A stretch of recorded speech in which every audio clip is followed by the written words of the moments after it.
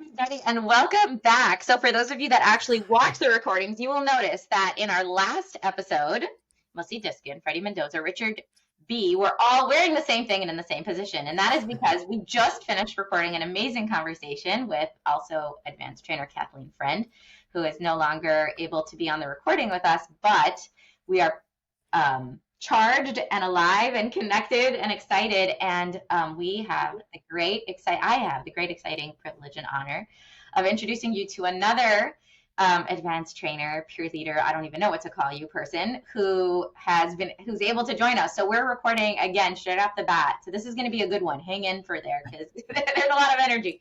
I am introducing you to Sagara, who, let me say my little piece here, was one of the peer leaders in my very first CTI, the intensive week. I went to North Dakota. I flew away from my family for a week to be fully absorbed in this nurtured heart business. And Sagara, okay, we talk in Nurtured Heart about firsthand experience of things, which basically means that I'm not being talked about it and I'm not being preached about it. And it's not something that I'm understanding. It's something that I'm experiencing. And so that's why it's real, because there's no way to talk myself out of what I'm literally experiencing. It's happening here. This is firsthand experience because it's real. Sagara was my firsthand experience of Nurtured Heart in just her very being, because she's so here, like just presence, mindfulness, like seeing, like I felt so seen, Sagara. That hug was so hugging, like so, like there's so many layers to every person. I remember someone talking about how in every interaction between two people, there are 6 people in this interaction of 2 people. There's who I really am. There's what I think about myself, and there's what you think about me, and then there's you, who you really are, what you think about yourself, and what I think about you. And all 6 of these layers are interacting in this conversation and this dance of trying to like eggshell walk over, you know, what you might think and what I think you think and what you think I think, and all these layers of like facade and cover up, and how rare is it that the actual essence of who we are can like say peekaboo. And I feel like those layers are not there, Sagara. You like embody you, and it's so freeing. It's like a flame that lights another flame. Like that's how fire is. It doesn't diminish when it lights another one. Being in your presence gives me permission to be in my full presence, because it's just that way. It's magnetic, and it's so, it's like royal. I don't know. You're a queen. I hope that's a compliment as the way it's intended. There's just such a grace and dignity, and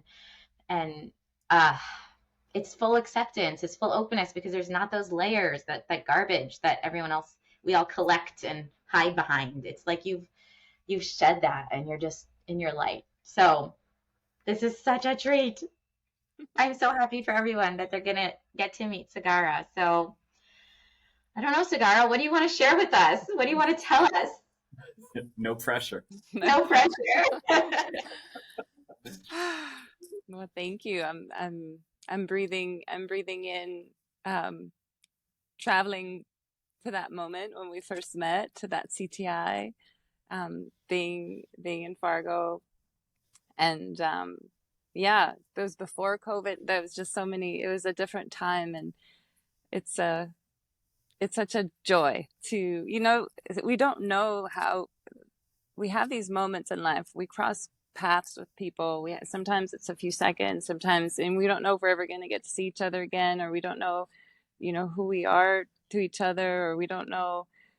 And it's so amazing to be able to, you know, look at the story from different angles and revisit and retrieve and be nourished and celebrate. And you know, what's even more exciting is that this is not a memorial service.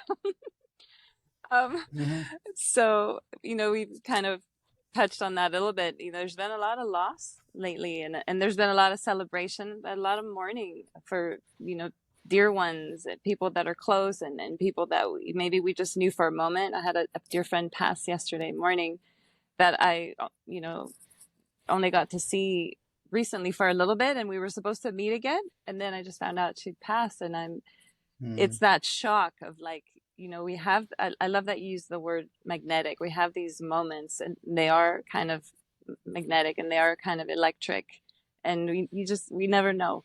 And so to have, well, first of all, it's so nourishing for me. It was such a treat to hear you and just feel my heart and breathe and like, okay, just keep breathing.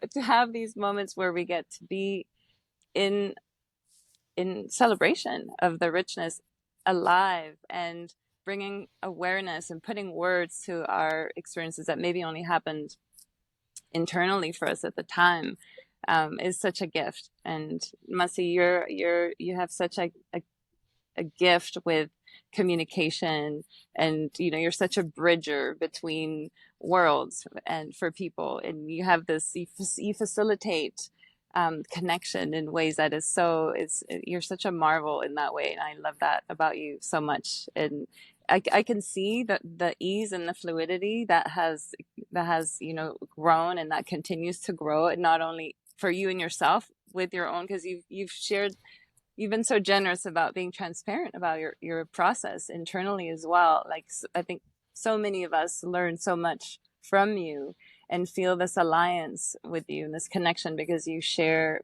what's happening internally, vulnerably, courageously, transparently, and it kind of creates a map of what's possible, and you do it in such a respectful way of everyone's uniqueness. You're never saying, this is how you have to do it, guys. You're just like, well, this is how I'm doing it for me. And it has that effect. And you actually, you said that about me, but I'm going to accuse you. You spot it, you got it.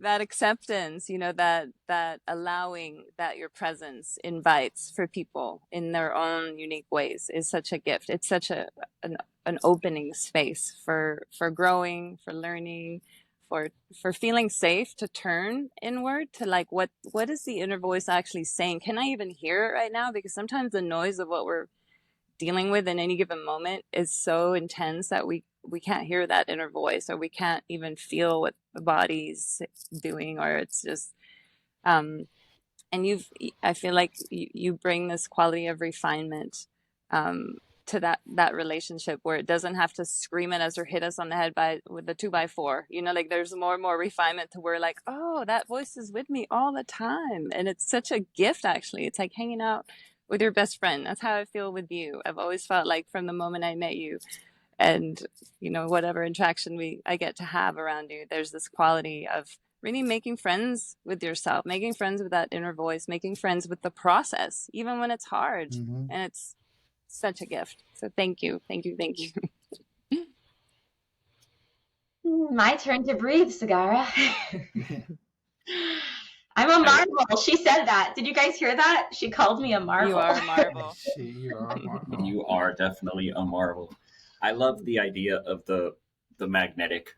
I think that it's so important who we choose to spend our time with and how we choose to spend our time. And for me, at least, I know that I am closer to my better self when I am with certain people who draw in certain ways. And what I love about this work so much is I'm thinking of like plants and animals. I'm thinking of fish and also plants, though, where if they're in a really small container, they'll stay kind of small. And as they get moved into a bigger container, they grow bigger. And I feel like that is what people like you do for me, and being able to interact in community. Every time I'm with Sagara ever, it just feels like the most amazing spiritual body hug. It's just like, oh my gosh, everything is magical and amazing and on a whole different like sphere. But I realize like how much I want to be more pure. I need to get my vocabulary more crisp. I need, like, there's just things, not in a jealous or like I'm not good enough way, in a totally aspirational, I can be bigger way. When I'm with Mussi, like so many things, again, I don't want to take a lot of time, but the most obvious thing is like, oh my gosh, I need to be more present with my family. Like the fact that you are so engaged with your kids and what they need, and you're all about it. And I'm like, and I'm over here having some philosophical conversation. I should just be down on the ground with my kids right now.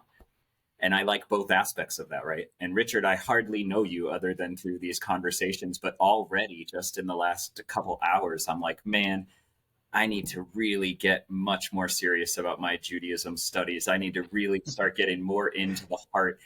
Like, I'm pretty happy with my knowledge of the heart and my investigation, but you are like leap years ahead. And again, not in an envious or in a I'm not good enough way, but just in a look at how much room there is out there for me to grow. And I love that. So I love the community. I love talking with people who make me want to be bigger and take up more space, not in a, overshadowing way, but just in an expansive way. And you are people who do that for me. So thank you. And to just keep it short, I concur with all of you, that all of you show me what's possible. And Sagara, I just met you, and everything that, it just oozes out of you, and that we all have our different ways of showing up. And it's not in a better than, and because we're all speaking the same truth, and it comes out in different contexts. But when I see a new context, I'm like, oh, I can get me some of that. Like, I'm never going to be Sagara, but I could be Richard's version of Sagara, take those qualities and, hey, I haven't thought about showing up in that way. Well, and trying them on my clothes, and I do a lot of that with, people that have core limiting beliefs. Like, so let's say somebody has a belief that I'm not valuable or I don't belong. And you just have them breathe in.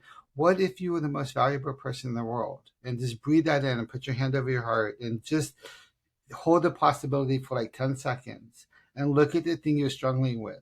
How would you think, speak, or act differently if you knew that were true? And almost 99% of the time, it'll come right out. Oh, I would just blah, blah, blah, blah, blah. I'm like, wow, you didn't have to meditate. You didn't have to mull over all the negative stuff. You just knew it. And I had a teenager who did that with me, but she went, well, I don't know. So, like, what do you do about that? I'm like, oh, I don't know is your answer then. Stop looking with your head, right? You can't force truth. You can only invoke truth. And if your answer is I don't know, then that's your truth right now. But we know the answer is not going to be back there. Mm-hmm. Right? The answer is only to come out of I am the most valuable person in the world. And when you can, and then we're not in charge of timing, that you will find that answer. But stop spending time over here blocking that from coming out. Mm-hmm. I feel like highlighting, there's a theme in everything that you've shared. And it's so nice to meet you also, Robert, everyone Same. here. But Mussi, when you mentioned the flame lighting another flame that lights another flame, it's such a theme. Like this is, I think, what is so beautiful and revolutionary about this work, which is our life really, is it's never true that someone shining their light will shadow someone else. I mean, in there's this fear that, oh, well, if I claim my greatness and I just sound pompous or whatever or arrogant, but the truth is when you're in that energetic space, when you're running those currents that are really self-connection. As a side note, in terms of meditation, like meditation really just means we're getting familiar with, we're getting to know ourselves, we're listening, like reflecting, like on whatever's happening in that moment, whether it's internal or external. It's sort of a moment of reckoning with consciousness for ourselves.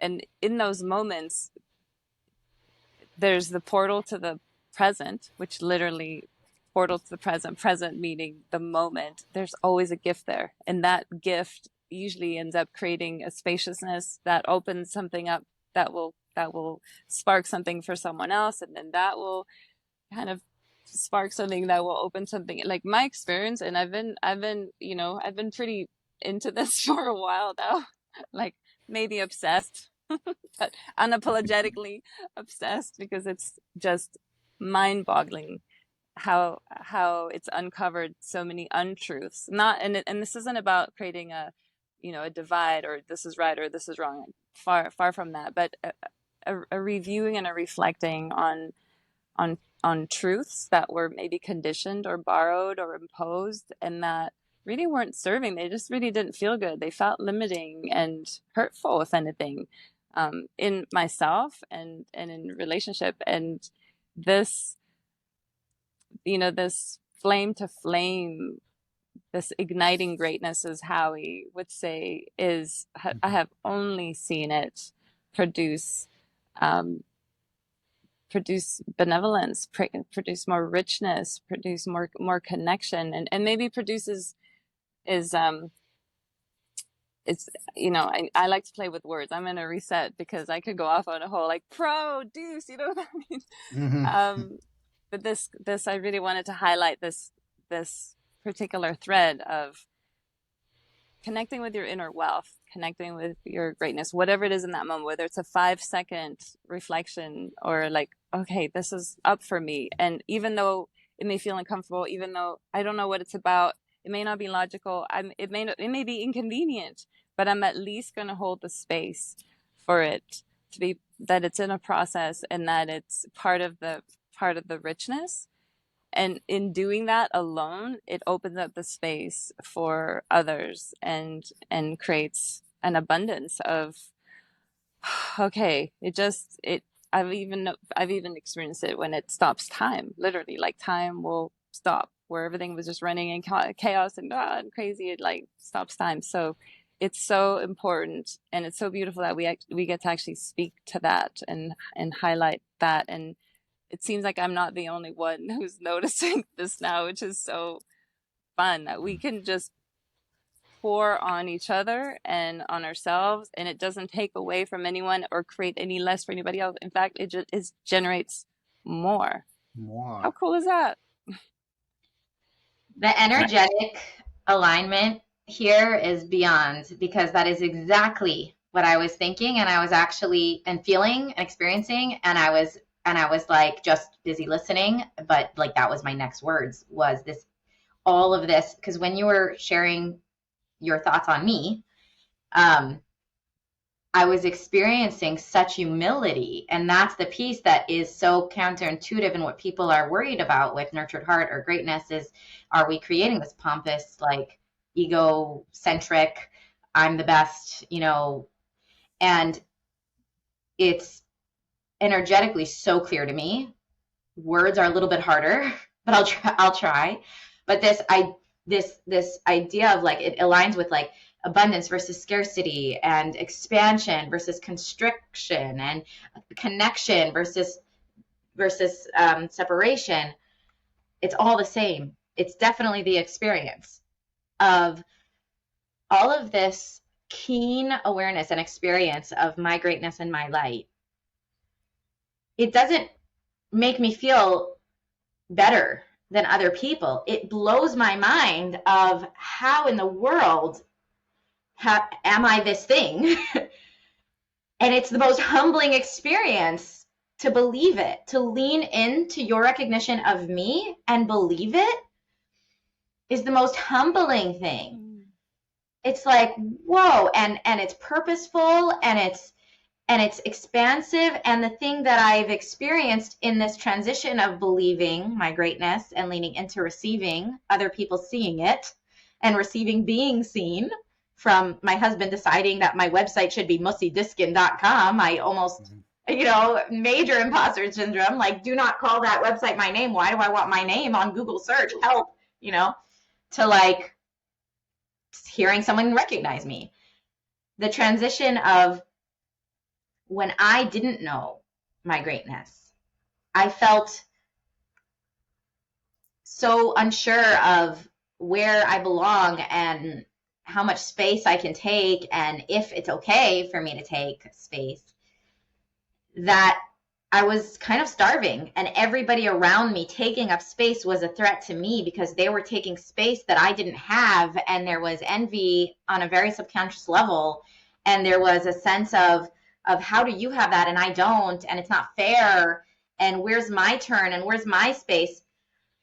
But when I'm like, think about it. If people are starving and somebody has food, they want that food more than anything if they're really starving. And people have been driven to all kinds of things from being starving, that in full alignment with themselves, if they weren't starving, they would never come to that. But when our basic needs are not met, we are so brilliant. Our bodies are so brilliant. Our nervous systems are so brilliant that we will do things against our own integrity to keep ourselves survived, like to keep ourselves alive, you know, because that's how committed we are to ourselves and to survival. It's incredible. We can turn into animals because we need to survive. And but when I have all the food in my belly and I am so full and I am overfull and I'm stuffed, I'm walking around with my leftovers. Does anybody want? I love to host. I host a lot.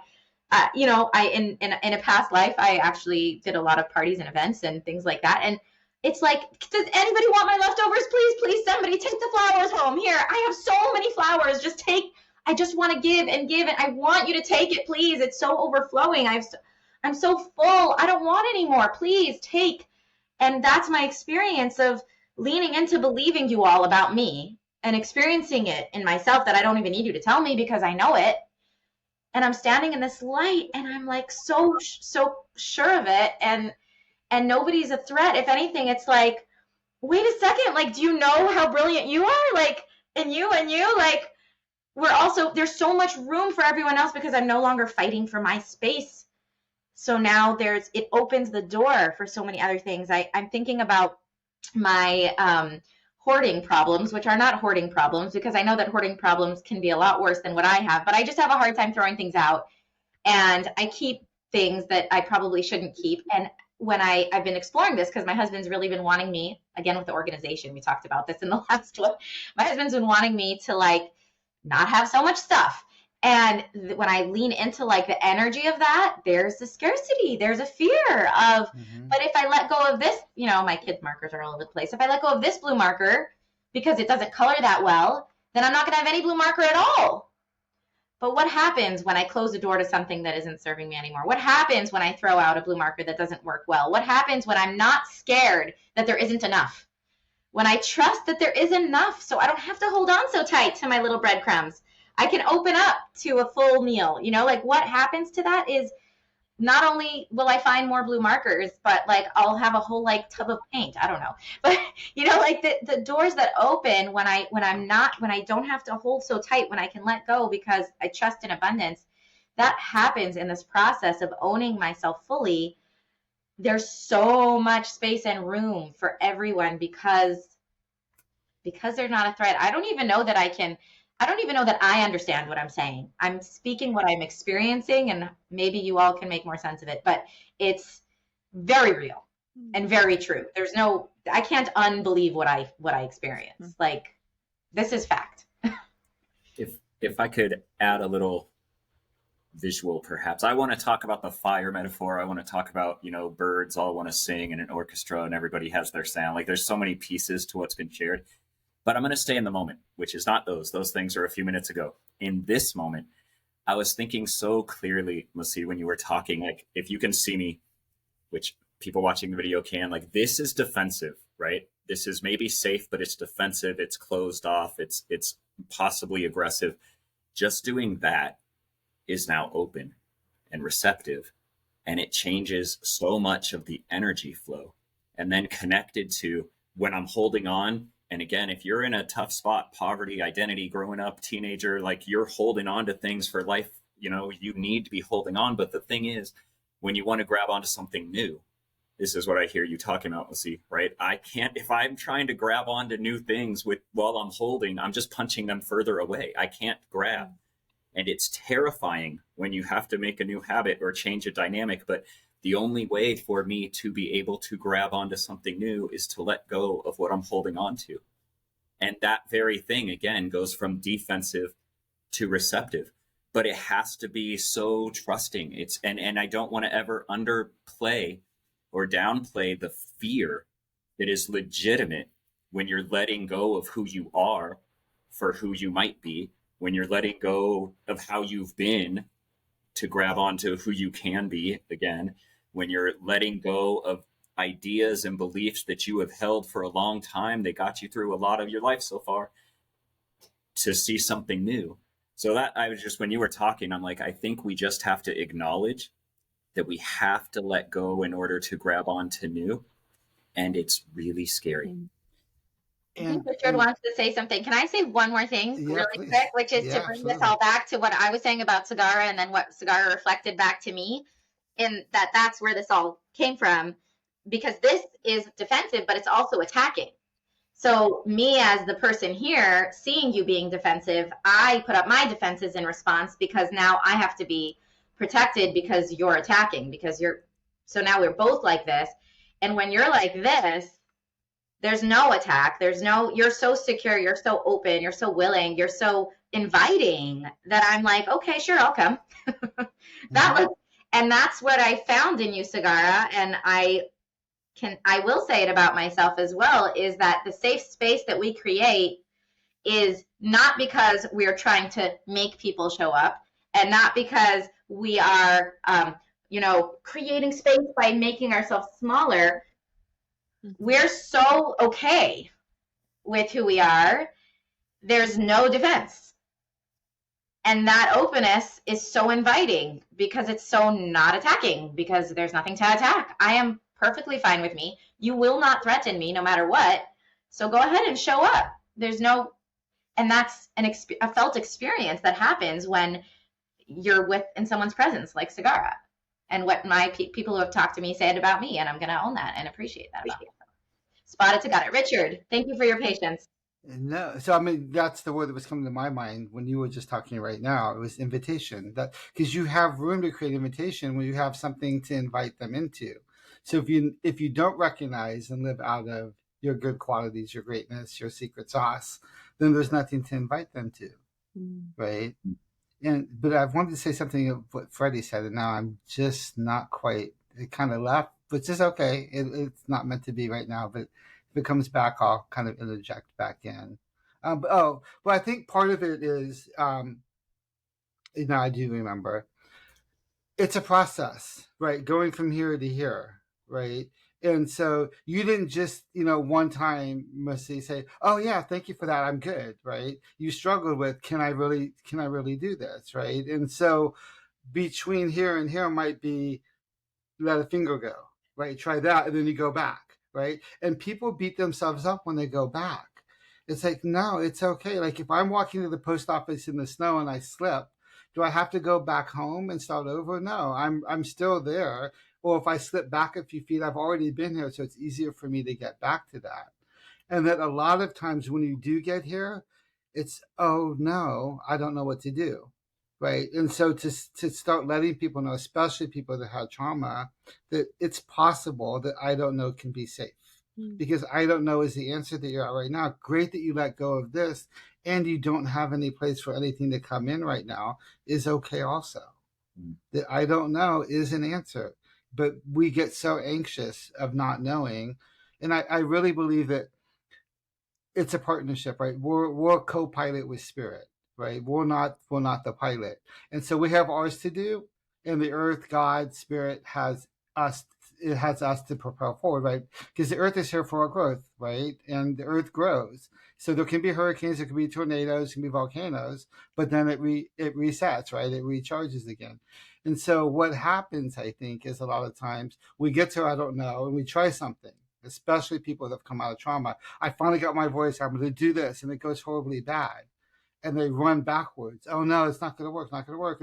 Or they start doing more. Oh, I got to do more. That didn't work. I got to do this. But doing more is actually getting in the way of the way it's supposed to unfold. So I think our job is to say, is there anything more for me to do today? And if there's not, then you kind of have to sit and I don't know. And I kind of have a story with this, and hopefully she won't watch this, but I had a training partner who I want to mention her name in Nurtured Heart. And we had this big contract with the school to kind of reorganize the school, and we were having a luncheon. And right before lunchtime, we were having a meeting. Right before lunchtime, they dropped this bombshell on us, and they said, and we said, oh, I don't know, but let's think about it during lunch, and we'll come back. My training partner went into, what are we going to answer them? What are we going to answer them? How are we going to, and the whole lunch, she was like, and we came back, and she was like, do you have anything, Richard? I'm like, no. She goes, I'm going to the bathroom. So I went back to the table. And, they said, what'd you come up with? I said, to be honest, nothing. And they, we're paying you, blah, blah, blah. How can you not have any answers? I said, well, 10 years ago, I could have sat here and gave you an answer that I knew wouldn't work for you. And I can't force truth. If so, we can end the meeting now. We'll think about it. And if something comes up, I'll give you a call. 3 days later, the principal calls. He said, thank you so much for doing that. We realize we're firefighting here. And thank you for not putting us down. About a week later, during prayer time, which is where a lot of my good ideas come from, this idea came. It was like 2 weeks later, and we brought it back, and it was beautiful. But you can't force truth. You can't force something to come in here if it's not there. And when we do too much, we get in the way of it unfolding the way it's supposed to. Mm. And so that's kind of my firsthand experience of sitting and I don't know, and trusting that it's there and I can't force it. And, not that I didn't think about it, but I didn't get stuck in that kind of, anxiety and worry about when's it going to come, because I stayed here. Mm. Right? You couldn't take in the information Sagara was giving you, Mussi, up here. There wouldn't be room for that invitation. There wouldn't be room to invite other people in, because you'd be holding it so tight, and your ego would be, oh, look how great I am, and then everything, oh, nobody can find out I'm not that, right? And there wouldn't be that room to do that. Mm. May I interrupt? It's actually not interrupting. May I it's interject? Not interrupting at all. Please. I wanted to say, a couple things. First of all, I'm on my phone in the car, obviously. We're doing life. This happens wherever we are in the world, whatever we're doing. Sometimes we take a moment, we have these bonus spaces to share and explore and learn and reflect and refuel and feel nourished. And I couldn't see the screens, really well. This is a new app, and I'm so sorry. Richard, I called you Robert, and so I just realized, hang on a minute, which you were very gracious about, and I wanted to speak to. Well, I had my own process of like, oh my gosh, it's one thing, we're learning how to see. We're learning how to see each other and see what's there at the energy level, beyond behavior, beyond, and it's something that keeps developing and keeps refining. It keeps unfolding, and there's this beautiful place where, it's not like something we do is so wrong that okay, let's just say this. There would be a tendency that it could have been that if, my name's on the screen and you can't even say my name properly, I probably can't trust you because you obviously can't even read the basics. Like, some people are like that, mm-hmm. They're so rigid with labels or, names or certain things. I mean, I have a part of me that is like that. I get offended, in certain situations where I'm with a professional or an expert or something, or, they make it like a painter or whatever. Anyway, I'm mm-hmm. resetting from those stories, but I wanted to speak to your graciousness, and not only, just, it seems silly to put words to it because it seems like it makes a bigger deal out of it than it is maybe, but I think it is a really big deal to speak to that flexibility, or that it's that same zone in a way, like we've spoke a little bit about spaciousness and like what happens when mm-hmm. we create these spaces for reflection, meditation, contemplation, prayer. We all have our different ways that we get feedback with ourselves and with the situations, and that give us information, and those voices. So I'm gonna reset again. What I wanted to speak specifically that touched me so much about getting to meet you and getting to spend this time with you today, when you were giving the example and after you were inspired by something that Freddy said and prompted, and you had also spoken about this young person that you worked with that was really solid in the I don't know, and how you reinforced the I don't know being the truth in that moment. And then I also wanted to speak to the spot that you shared where you were like, well, I wanted to say this thing, but I'm not sure, and it'll come back. And these are all little things that if you pick them out and try to put dialogue to it, it may seem like, what the hell is she going on about, speaking about me right now? But watching you do that was such an act of grace. That was such a sweetness in the relationship that you have with yourself, that you gave yourself that space in a very just humble, transparent, just honoring way, and it actually had the effect of creating spaciousness. It didn't feel like it was like, oh my gosh, we didn't have my speech prepared, blah, blah, blah, blah. And it also showed, similar to the beautiful transparency that Mussi offers, with her process of your Yeah. relationship with yourself, paving the way and showing how, how you have your own back, and the firmness that you have in knowing that if it's something of value, or if it's something like, it'll come back. Like, you have such a trust with yourself. So there's so much that was revealed in that moment. And then when it appeared, even you were so it was just, you just flowed with it. And so I wanted to make a big deal out of those things and pull those threads of these moments they're transition moments that are so pivotal in how we move about in our day to day with ourselves and with each other. And some, even like me saying your name wrong initially, and being able to instead of get stuck with like, oh, you got it wrong, or blah, blah, blah, just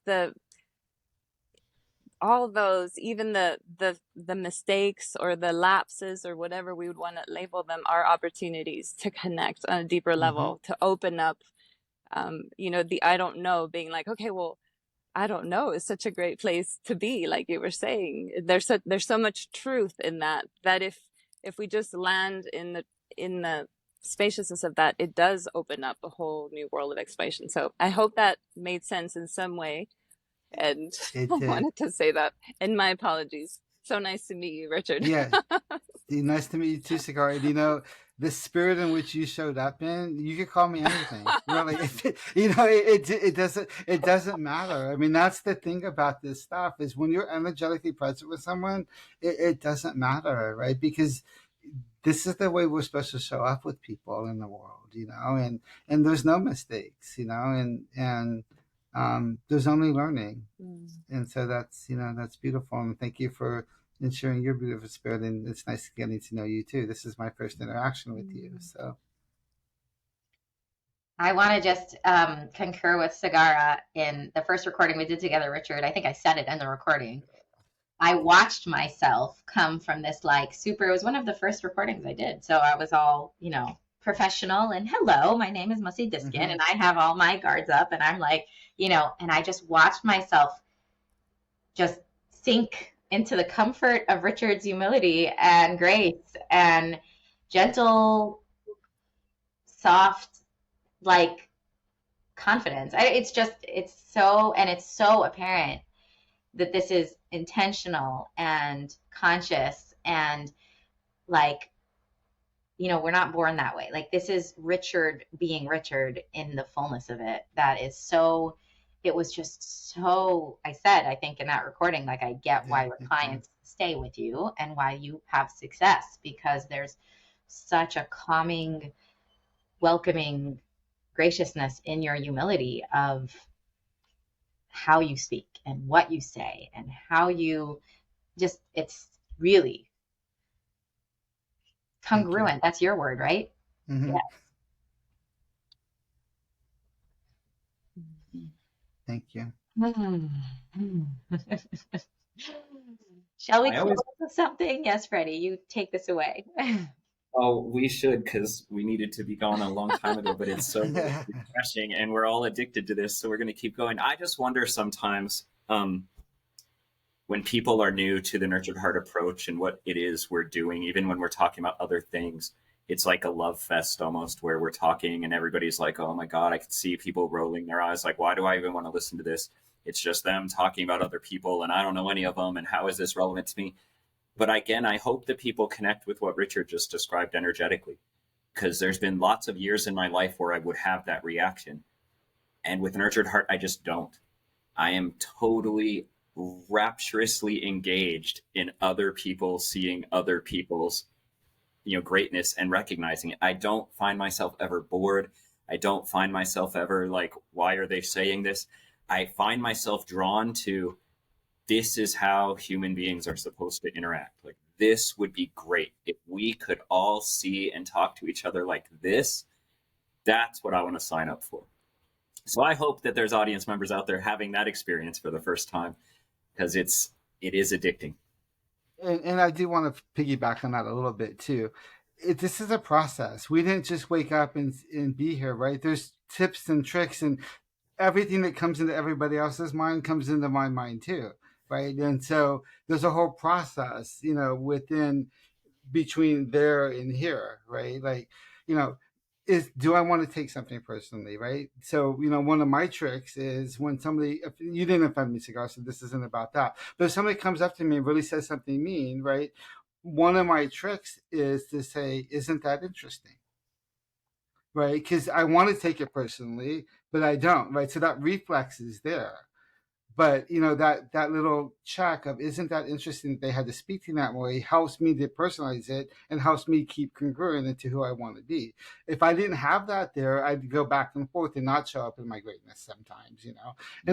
And you don't have to be perfect with this either. You can be 70 and 30, 80 and 20, or 60 and 40 even maybe, and have a great life, right? It doesn't, and those things do come up. So the people that are watching that don't know this, you can sit in a meeting with someone and you can guess a couple of their great qualities. If I just walked around the room after everybody introduced themselves and said, hey, what did you like about Freddie? Somebody could come up with something and not make it up, because they know that part of them that can connect. It's already there.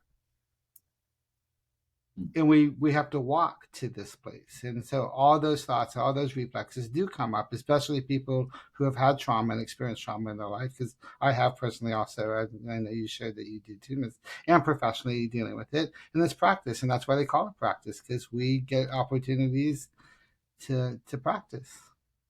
And these things come up, the difficulties come up. Sorry, I'm just on a riff now. These difficulties come up not to punish us, but to give us an opportunity to transcend that. If I want peace, God's not going to say, here's peace, or higher spirit's not going to say, here's peace. It's going to say, here's an opportunity, here's a really strong situation that I think you can be peaceful in. Can you go get it? Yeah. Like when you put a new roof on a house, don't you want it to rain? Right? You need to find out if it's, is the roof you put on a good roof? So that's my closing. I think it's so beautiful to get to meet you, Freddie and Sagara, and to see you again, Mussi, and to continue these conversations, and just give people the possibility that for 10 seconds tomorrow, then maybe they can experience this part of themselves or this part of somebody else. And then the next day, maybe it's 15 seconds. That it doesn't have to be all day or every minute or every hour. May it be so nice to get to be with you all. Thanks for hanging out, and it's such a treat. So nice to see you and meet you. I feel like my cheeks hurt. Yeah. Oh, okay. Well, love to you all, and see you at the next juncture. Yeah.